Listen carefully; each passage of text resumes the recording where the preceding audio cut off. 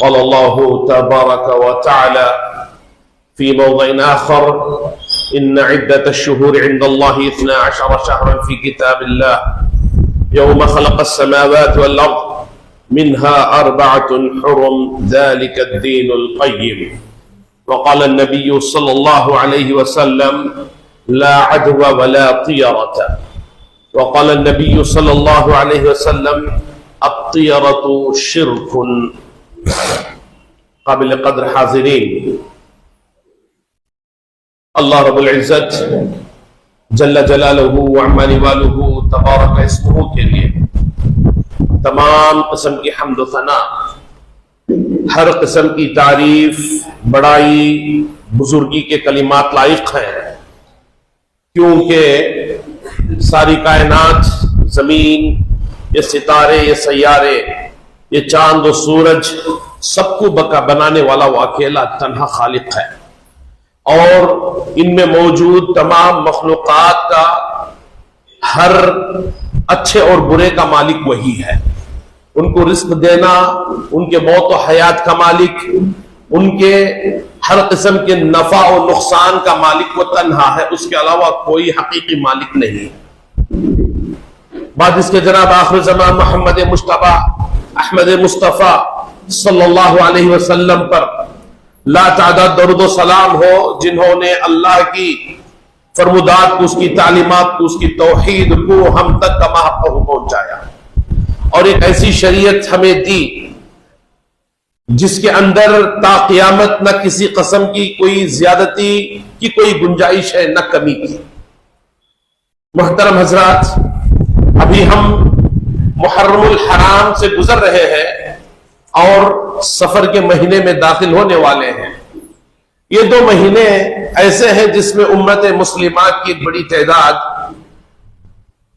مختلف قسم کے بدعات و خرافات انجام دیتی ہے، اور مختلف قسم کے بدعقیدگیاں اس مہینے کے تعلق سے پائی جاتی ہیں۔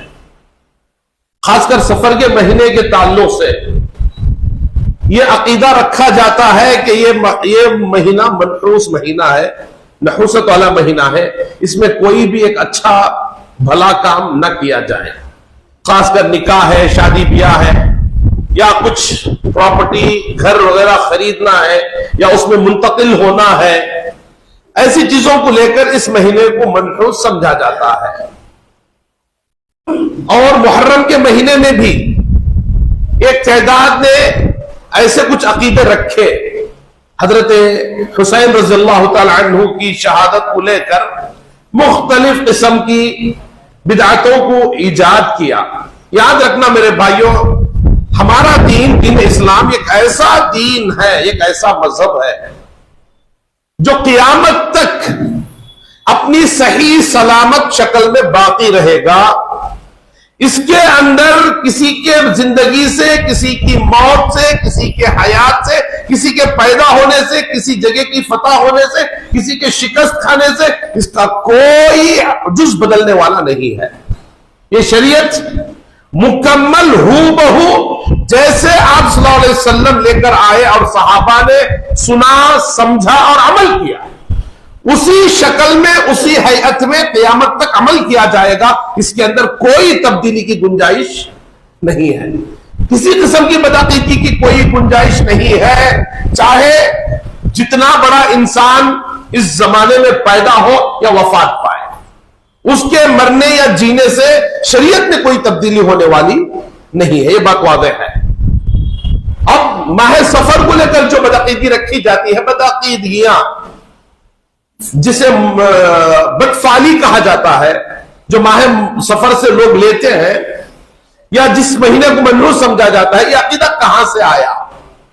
میرے بھائیوں، یہ عقیدہ شیطان نے ہمیشہ مشرکوں کے دلوں میں سب سے پہلے پیدا کیا ہے۔ مشرکوں کے افکار و نظریات سے یہ عقیدہ اجاگر ہوتا ہے۔ جو انسان توحید پرست نہیں ہوتا ہے، جسے اللہ کی عظمت، اللہ کی طاقت، اللہ کی قدرت، اللہ کے جہ و جلال کا علم نہیں ہوتا ہے، ایسے انسان کے دل سے نحوست یا بدفعلی نامی مرض پیدا ہوتا ہے، جسے اللہ کی قدرت کا علم ہو، اللہ کی عظمت کا علم ہو، اللہ کے جاہ و جلال کا علم ہو، اللہ کی شان کا جسے علم ہو، ایسے انسان کو کسی بھی چیز سے بدفعلی لینے کی ضرورت نہیں پڑتی، بدعقیدہ وہ نہیں ہوتا، کیونکہ اسے معلوم ہوتا ہے کہ میرے ہر نفع اور نقصان کا مالک میرا رب ہے، مجھے بیماری وہی عطا کرتا ہے، مجھے شفا وہی دیتا ہے، مجھے غنی اور مالدار وہی بناتا ہے، مجھے فقیر اور محتاج وہی بناتا ہے، میرے ہر اچھے اور برے کا مالک وہی ہے، خالق و مالک و رازق ہے، چاہے میں محرم کے مہینے میں سفر کروں یا شادی کروں، چاہے سفر کے مہینے میں میں سفر کروں شادی کروں کوئی اچھا کام کروں، اگر میرے حق میں اس نے بہتری لکھی ہے، سفر کا مہینہ میری زندگی کو بدل نہیں سکتا۔ اگر میری زندگی میں میرے رب نے کوئی مصیبت کوئی آزمائش رکھی ہے تو کسی اور مہینے میں، ربیع الاول کے مہینے میں یا پھر ربیع الثانی کے مہینے میں یا محرم یا رمضان المبارک کے مہینے اگر میں شادی کر لوں تو میرا شادی کرنا اس مہینے میں میری مصیبت کو نہیں ٹالے گا۔ یہ عقیدہ توحید سے آتا ہے۔ یاد رکھیے، جس کسی انسان کے اندر بدعقیدگی ہے، نحوست نامی چیز یا پھر بدفعلی، اگر کوئی انسان کسی چیز سے پکڑتا ہے، بدفعلی لیتا ہے، تو اس کی توحید میں کمی ہے، اس کی توحید میں کمی ہے۔ رب کی قدرت و عظمت کا علم اسے نہیں ہے، جس کی وجہ سے وہ الو سے بدفعلی، بلی سے بدفعلی، کسی کام کے لیے نکلتا ہے، بلی سامنے سے گزری واپس لوٹ جائے گا۔ یعنی جو قدرت، جو کام اللہ تمہارا بنانا چاہتا ہے، وہ بلی کو اس قدرت، یہ قدرت حاصل ہے کہ آپ کا کام بگاڑ دے۔ الو کو یہ قدرت حاصل ہے کہ اللہ جس کام کو بنانا چاہے وہ بگاڑ دے، یا پھر اس مہینے کے کچھ صبح شام کو یا کچھ اوقات کو یہ قدرت حاصل ہے کہ اللہ جس کام کو بنانا چاہے اسے بگاڑ دے۔ میرے بھائیوں، اس درجے، اس عقیدے نے اللہ کی عظمت کو گھٹایا ہے کہ اس سے زیادہ کوئی اور چیز کے ذریعے انسان اللہ کی عظمت کو نہیں گھٹاتا ہے۔ اللہ کی عظمت، اس کی شان، اس کی قدرت، اس کی طاقت کا علم اگر ہو جائے تو انسان کسی بھی چیز سے بدفعلی نہیں لے گا، کسی بھی چیز سے بدفعلی نہیں لے گا۔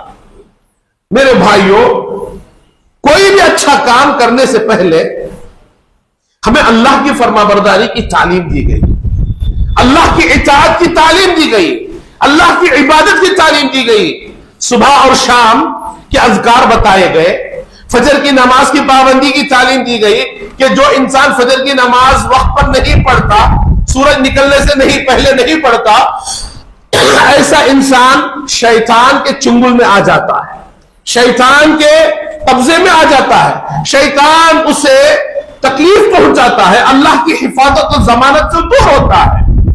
میرے بھائیوں، ہمارے بدعمالیوں کی وجہ سے ہم پر ابتلا اور آزمائش آ سکتی ہے، لیکن کوئی بھی کام کرنے سے یا کسی کے دکھ جانے سے یا کسی کے کوئی وقت آ جانے سے ہم پر کوئی مصیبت آنے والی نہیں ہے۔ یہ عقیدہ رکھنا سراسر شرک ہے۔ آپ صلی اللہ علیہ وسلم کی حدیث ہے، آپ صلی اللہ علیہ وسلم نے 3 مرتبہ ایک ہی جملے کو دہرایا۔ کیا دہرایا؟ الطیرۃ شرک، الطیرۃ شرک، الطیرۃ شرک۔ لوگوں، بدفعلی لینا شرک ہے، لوگوں بدفعلی لینا شرک ہے، لوگوں بدفعلی لینا شرک ہے۔ کسی بھی جگہ کو، کسی بھی مقام کو یا کسی بھی انسان کو، کسی بھی جاندار کو، کسی بھی وقت کو، کسی بھی گھڑی کو منحوس سمجھنا شرک ہے، اسے منحوس سمجھنا شرک ہے۔ نہ کسی انسان کو نہ کسی مخلوق کو آپ منحوس سمجھ سکتے ہیں۔ یہ ساری چیزیں شرک سے تعلق رکھتی ہیں۔ اب علماء نے سفر کے مہینے کو سفر کیوں کہا گیا، اس کی توجیہ بیان کی ہے کہ زمانے جاہلیت سے، پچھلے زمانے سے لوگ اس سفر کو منحوس سمجھتے آئے ہیں۔ یہ عقیدہ تھا مشرکین مکہ کا بھی، مشرکین مکہ کا بھی عقیدہ تھا، جس کا رد آپ صلی اللہ علیہ وسلم نے کیا، جس کا تدارک اللہ کے نبی کی شریعت نے کی۔ میرے بھائیوں، سفر اللہ تعالیٰ نے 3 مہینے حرمت والے بتائے، جو کہ ذی الحجہ سے پہلے ایک مہینہ، ذی الحجہ کے بعد والا مہینہ۔ اب ان مہینوں میں جنگ و جدال کو روکا گیا تو مشرکین مکہ جنگ نہیں کیا کرتے تھے، اس مہینوں کا احترام کیا کرتے تھے. جیسے ہی محرم کا مہینہ گزر جاتا، سفر کا مہینہ شروع ہوتا، یہ سفر کے لیے نکل پڑتے جنگوں کے لیے. سارا گاؤں خالی ہو جاتا لوگوں کے سفر کی وجہ سے. تو خالی ہو جانے کی وجہ سے اس کا نام سفر رکھا گیا کہ یہ مہینہ سواد سے سفر ہے، چین سے سفر نہیں، کہ یہ مہینہ زیرو ہے. یعنی لوگ اپنے گاؤں چھوڑ کر چلے جاتے ہیں، گاؤں خالی ہو جاتا ہے، اس وجہ سے اس کا نام سفر رکھا گیا. اور بعض لوگوں نے اسے منحوس سمجھا بھی، اور کسی بھی چیز کو منحوس سمجھنا اور برا سمجھنا، اس سے بدفعلی لینا، یہ عمل پچھلے زمانے سے شیطان کے ذریعے مشرکین سے ہی ہوتا آیا ہے.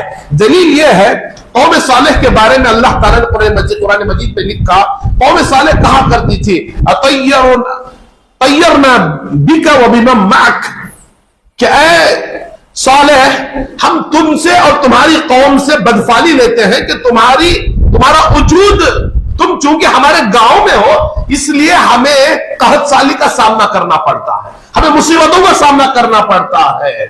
لیکن کہیں بھی قرآن مجید میں یہ دلیل آپ نہیں پائیں گے کہ مسلمانوں نے کہا ہو، اللہ کے کسی بھی نبی کے ماننے والوں نے یہ کہا ہو کہ مشرکین کی وجہ سے ہماری زندگیوں میں نحوست ہے. کبھی نہیں کہیں گے. آپ کا عمل آپ کے ساتھ، آپ برا عمل کریں گے آپ پر ابتلا اور آزمائش آئے گی. کسی اور کے گناہوں کی وجہ سے آپ پر ابتلا اور آزمائش آنے والی نہیں ہے. کوئی اور کا کسی اور کا عمل آپ پر منحوس بن کر آنے والا نہیں ہے. انسان کا خود عمل ہوتا ہے جو انسان کو ابتلا اور آزمائش میں مبتلا کرتا ہے. نحوست والا لفظ شریعت میں کہیں نہیں ہے، قرآن و حدیث میں کہیں نہیں ہے.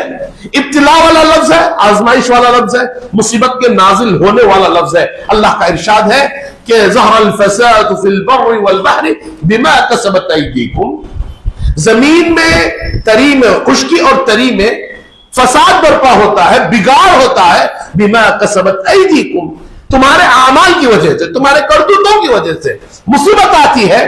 نحوست اسے کہا نہیں جا سکتا.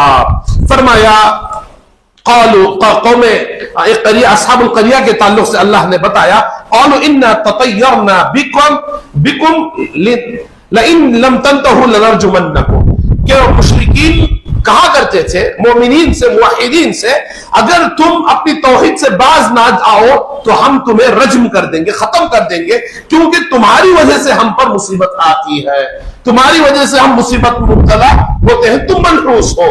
میرے بھائیوں، یہ عقیدہ ہمیشہ سے مشرکین کا رہا ہے، کسی بھی چیز کے ذریعے نحوست پکڑنا. مومن اور مسلمان، صحیح عقیدے والا موحد انسان کبھی بھی کسی بھی چیز سے نحوست نہیں پکڑتا ہے. اللہ کے نبی صلی اللہ علیہ وسلم نے ارشاد فرمایا کہ تین چیزیں شرک ہے، تین چیزیں شرک ہے. العیافہ، پرندے کو اڑا کر پرندے سے فال نکالنا. مشرکین مکہ کسی بھی اچھے کام کا کرنے کا ارادہ کرتے تو پرندے کو اڑاتے. پرندہ اگر داہنے جانب جاتا تو کام کو وہ انجام دیتے، اگر بائیں جانب جاتا تو کام نہ کرتے. اللہ کے نبی صلی اللہ علیہ وسلم نے فرمایا یہ بھی کیا ہے؟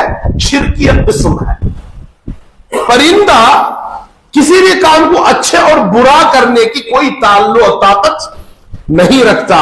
فرمایا وَالطِّيَرَةُ، اللہ کے نبی نے فرمایا اور اسی طریقے سے کسی بھی پرندے کو دیکھ کر، ایک پرندہ جس کے تعلق سے یہ معلوم ہو کہ اچھی خصلت کا ہے، اس کو دیکھ لے صبح سویرے تو یہ سمجھیں کہ میرا کام آج اچھا گزرے گا. اگر کوئی ایسے پرندے کو دیکھ لے جسے منحوس سمجھا جاتا ہے، جیسے الو ہے، کوا ہے، اس کو دیکھ کر یہ تصور کرنا کہ اب میں آج میرا کام بہتر نہیں ہوگا، یہ بھی شرک کا ایک جز ہے، شکل ہے.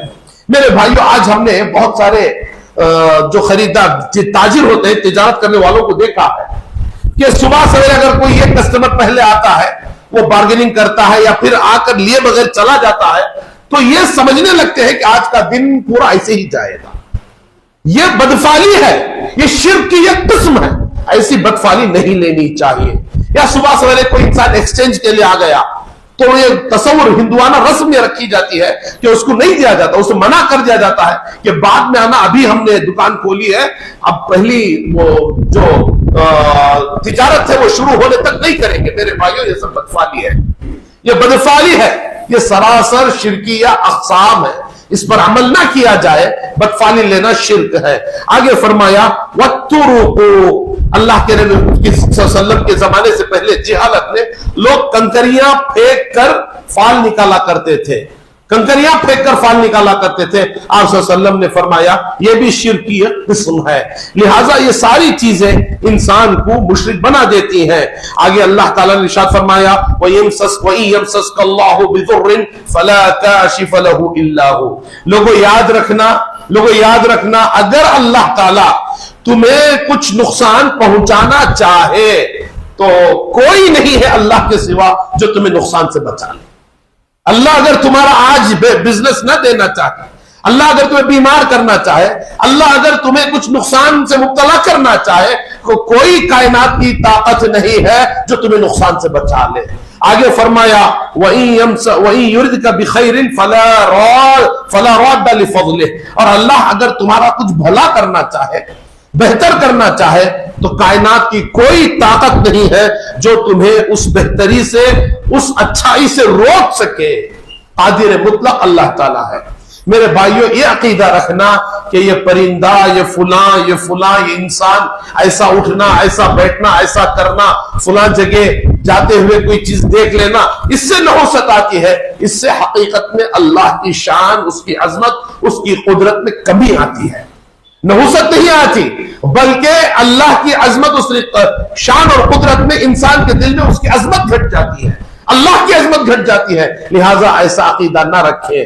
اللہ تعالیٰ کا ارشاد ہے وَمَا أَصَابَكُم مِّن مُّصِيبَةٍ فَبِمَا كَسَبَتْ أَيْدِيكُمْ وَيَعْفُو عَن كَثِيرٍ۔ لوگوں یاد رکھو جتنی بھی مصیبتیں تم پر آتی ہیں وہ تمہارے اپنے کرتوتوں کا نتیجہ ہوتا ہے، حالانکہ اللہ تعالیٰ تمہاری بہت سے گناہوں کو ویسے بھی وہ معاف کر دیتا ہے۔ لہٰذا میرے بھائیوں چاہے سفر کا مہینہ ہو، محرم کا مہینہ ہو، اپنے کام کاج کو ویسے ہی باقی رکھے جیسے عام دنوں میں آپ باقی رکھتے ہیں۔ اگر کوئی انسان اس بری رسم کو توڑنے کے لیے اپنے اچھے کام کو سفر کے مہینے ہی میں طے کرے تاکہ لوگوں کے عقیدوں میں بہتری آئے تو انشاءاللہ اللہ تعالیٰ اس کی زندگی میں ضرور زیادہ خیر و برکت عطا کرے گا، کیونکہ ہر اچھا عمل اللہ کے پاس خیر و برکت کو لے کر آتا ہے، ہر نیک کام خیر و برکت کو لے کر آتا ہے۔ کوئی انسان اس عقیدے سے، اس نیت سے اپنی شادی سفر کے مہینے میں رکھے یا اپنے بچوں کی شادی سفر کے مہینے میں رکھے اور لوگوں کو بلائے اور اس کی نیت یہ ہو کہ لوگوں کے ذہن و دماغ سے اس مہینے کے تعلق سے جو بری نیت ہے، جو برے افکار و نظریات ہے، اس کا خاتمہ ہو تو اللہ تعالیٰ زیادہ خیر و برکت آپ کو دے گا۔ لہٰذا اس مہینے میں کثرت سے اچھے اعمال کو کرنے کی کوشش کرے تاکہ لوگوں کے ذہن سے، اس معاشرے سے بدعقیدگی دور ہو۔ اللہ تعالیٰ سے دعا ہے اللہ تعالیٰ ہم تمام کو کہنے سننے سے زیادہ عمل کی توفیق نصیب فرمائے۔ اللہ تعالیٰ ہر قسم کی بدعقیدگی سے ہمیں محفوظ فرمائے، ہماری اولاد کو محفوظ فرمائے، اور اللہ تعالیٰ ہر قسم کے شرکی یا کفر یا عقائد سے اللہ ہمارے محفوظ فرمائے، ہر قسم کے بدعات و خرافات سے اللہ ہماری حفاظت فرمائے۔